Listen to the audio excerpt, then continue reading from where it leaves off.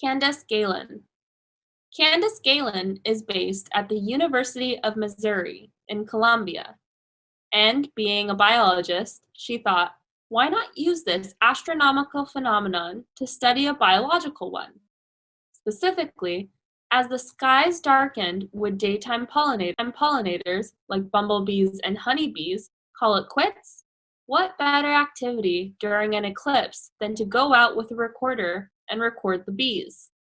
So, Galen asked 400 citizen scientists, including young students, to place audio recorders in 16 flower patches along the path of totality in Oregon, Idaho, and Missouri. When they analyzed the audio, they found that during partial eclipse, bee buzzing continued. But when totality hit, the bees went silent and only the conversational buzz of human observers could be heard. Then, as the moon passed and the sun again lit up the sky, the bees regained their buzz.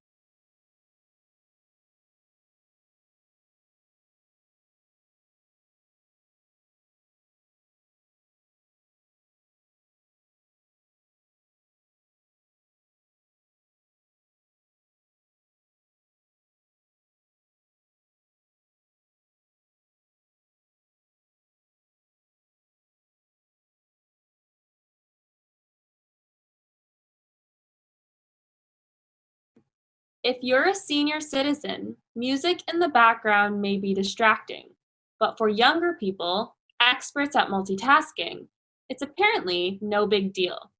That's according to a study in the journal Gerontologist. Researchers recruited 103 people, half between the ages of 18 and 30, the others between 60 and 75. The volunteers then took part in memorization exercises and a drill where they had to quickly match a photo of a face with the same face in an array of unfamiliar faces. Participants did the exercises in silence. Others performed the tasks while listening to white noise or instrumental jazz, blues, classical, and electronic music. Across age groups, the consensus was that the background sound was distracting, but only older people's performance suffered when the noise was present. For example, older folks who did the face matching with music playing remembered 10% fewer faces. The result matches up with the theory that the elderly are less able to filter out what's called distracting, task-irrelevant information. In this case, the distracting info might have interfered with them storing the facial image in the first place, much less impeding their ability to remember it a short while later.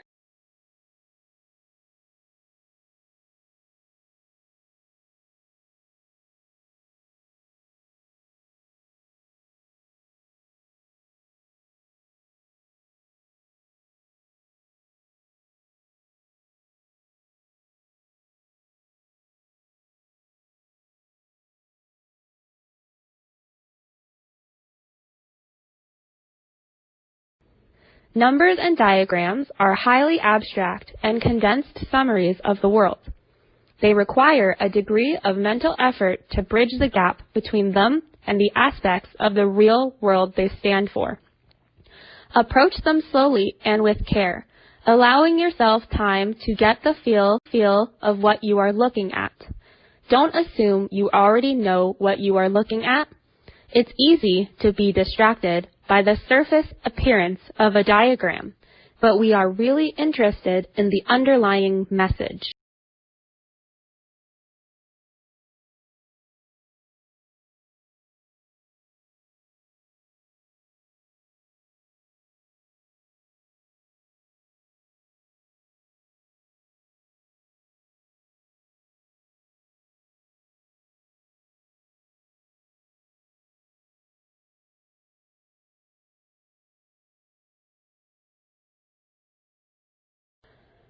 Okay, so let's have a quick summary, because we've galloped through a bit of philosophy here.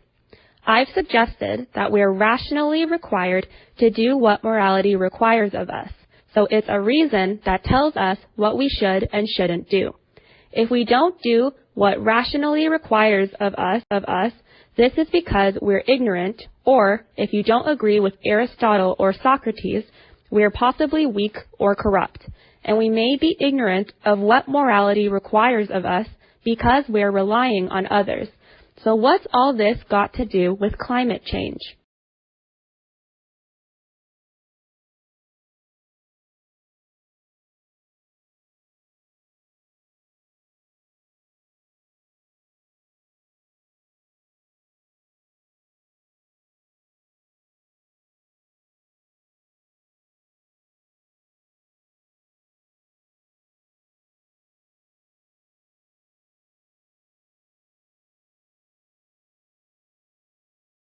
Daniel Harris, a scholar of consumption and style, has observed that until photography finally supplanted illustration as the primary means of advertising clothing in the 1950s, glamour adhered less in the face of the drawing, which was by necessity schematic and generalized, than in the sketch's attitude, posture, and gestures, especially in the strangely dainty positions of the hands. Glamour once resided so emphatically in the stance of the model that the faces in the illustrations cannot really be said to have expressions at all, but angles or tilts. Illustrations cannot really be said to have expressions at all, but angles or tilts.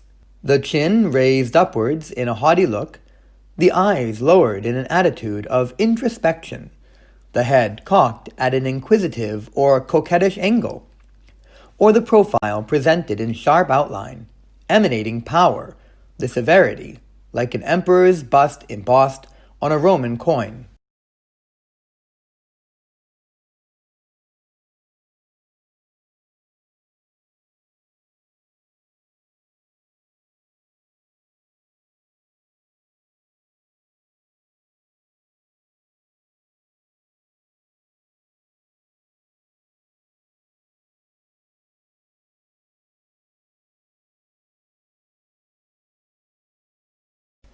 Emerald is defined by its green color. To be an emerald, a specimen must have a distinctly green color that falls in the range from bluish-green to slightly yellowish-green. To be an emerald, the specimen must also have a rich color. Stones with weak saturation or light tone should be called green beryl. If the beryl's color is greenish-blue, then it is an aquamarine. If it is greenish-yellow, it is a heliodor. This color definition is a source of confusion. Which hue, tone, and saturation combinations are the dividing lines between green beryl and emerald? Professionals in the gem and jewelry trade can disagree on where the lines should be drawn.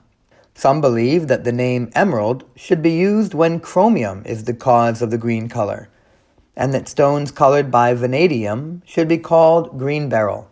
Calling a gem an emerald instead of a green beryl can have a significant impact upon its price and marketability. This color confusion exists within the United States. In some other countries, any beryl with a green color, no matter how faint, is called an emerald.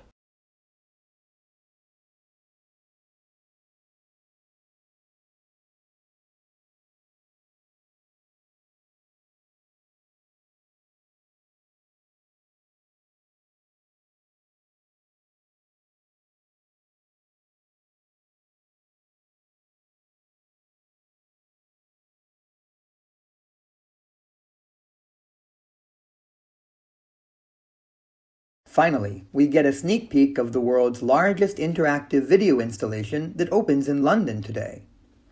If you walk around Trafalgar Square in the next week, video cameras linked up to a computerized surveillance system will be tracking your every move. As you look down, one of over 1,000 animated portraits could appear in your shadow. These videos were created by people from across the UK who were asked to film themselves for 3 minutes, doing something that best represents them. The installation can project up to 14 portraits in the space.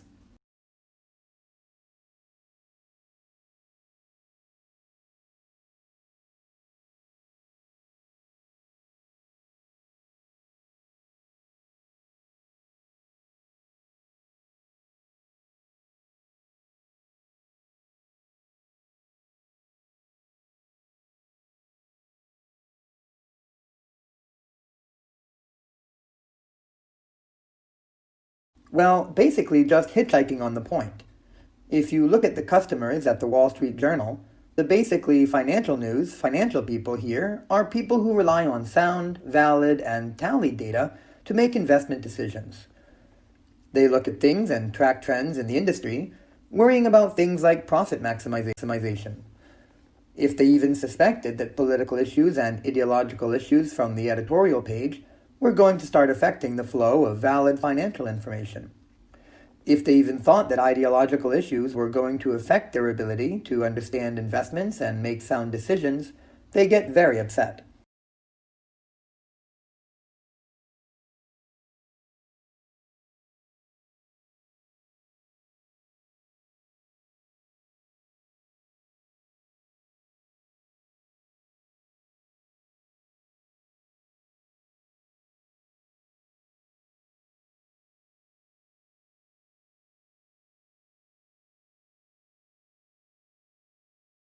To begin with, you should be standing in the main floor of the British Library. British Library situated in the Euston Road next to some pipe crustacean press, in the foyer to the left of the information desk. It was a large white staircase. Follow this up towards the gallery at the top of the stairs. Pause and look to your left for attention. This is Robert Cotton, born in 1570 and died in 1631. Cotton was a member of Parliament, but he's mainly known as a great antiquarian collector of manuscripts. It is the covenant we have a great depth and the survival of many English manuscripts.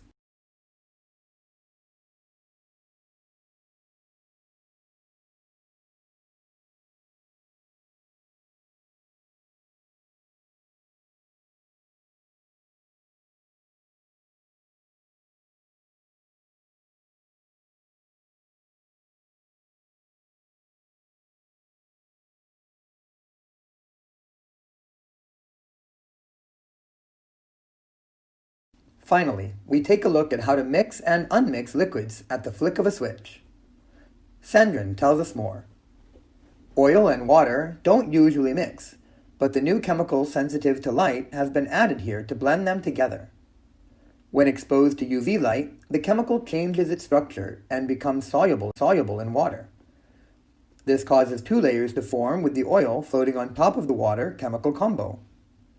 This method should be cheaper than the current alternative, which involves using high-energy centrifuges.